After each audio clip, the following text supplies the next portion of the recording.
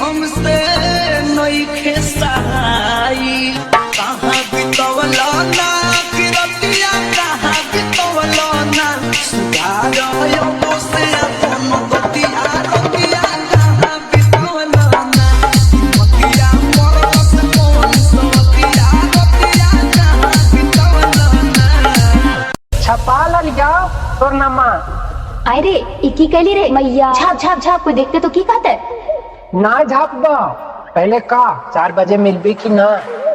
अच्छा अच्छा ठीक मिलबो।